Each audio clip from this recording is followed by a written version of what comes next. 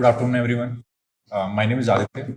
I have secured rank 92 this time, and this was my fifth attempt, third interview, and second selection in UPSC. First of all, I am thankful to Khan sir and all the selected candidates who are sitting here, and they have made a very good speech. I am thankful to them because most of them have highlighted that positions which we are going to get through this examination, it's just a nominal thing. What we are before this examination and what we are currently, it going to be there with us.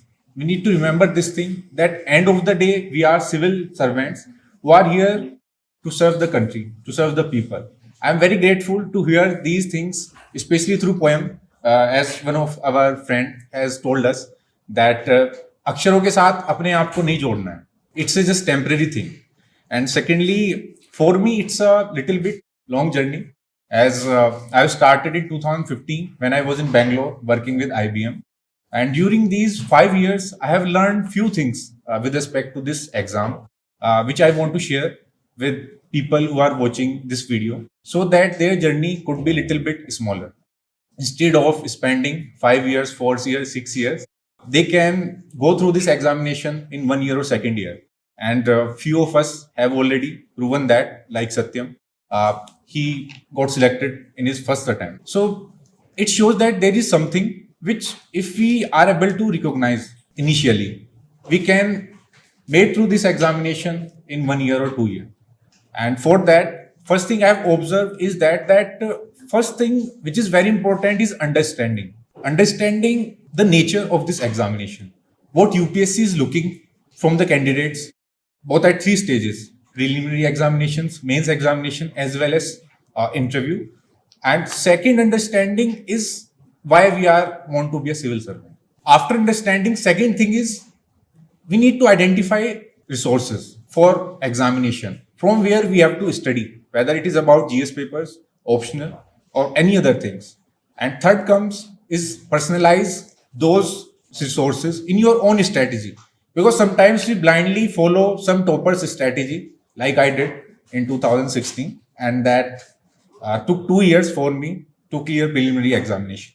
So after watching these videos, please personalize your own approach because everyone has their own unique strength and weakness. And very important is that revise, do hard work, be consistent, and be honest with yourself. Though these sounds very easy and very common because every year we used to watch videos and every topper used to suggest these things to us, but there are certain areas where we find it difficult to identify resources, to personalize our strategy, and to give our best. And if I have to identify those areas, is first is ancient and medieval history, second art and culture, third ethics in our mains examination, fourth our optional, and finally interview, because it took me 3 interviews to get under 100.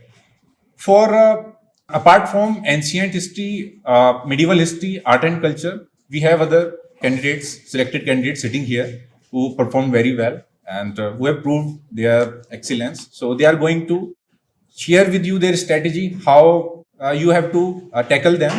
I would like to share my strategy with respect to ancient, medieval history, and art of culture. And I am sharing that because I have cleared 3 prelims with a comfortable margin. And in GS, I have consistently performed good score. This time I got 444, last year 434, and before that 432. That means something is working for me for GS papers. So with respect to ancient and medieval history, first is source, from where to study and complete these areas, because in market there are multiple sources and we confused from where we have to study. That impacts our performance as well as our confidence in prelims as well in mains. And for that, for me, I studied from 11th class Tamil Nadu history book. I have prepared notes from that book, 10-20 pages notes. And along with that, I complemented that book with fine arts of 11th class for art and culture and Nitin Singhania. These 3 sources, I have tried to study them in an integrated manner because somehow I have realized that art and culture is a domain of ancient and medieval history. What in ancient and medieval times rulers have did is a part of our present culture. So from that, I have studied again and again. I revised that. I prepared short notes, and I also extracted some diagrams, facts, and figures from our ancient books and other books that helped me in scoring better marks in GS, and that indirectly also helps me in other papers. For example, IR, we can cite some historical relationship with other countries. For example, if we look at Southeast Asia, then we have Angkor Wat Temple and Borobudur Temple, and relationship in past with the Cholas and Southeast Asian rulers. So we can try to highlight, cites those examples that even in present time, for activist policy or for addressing some challenging things.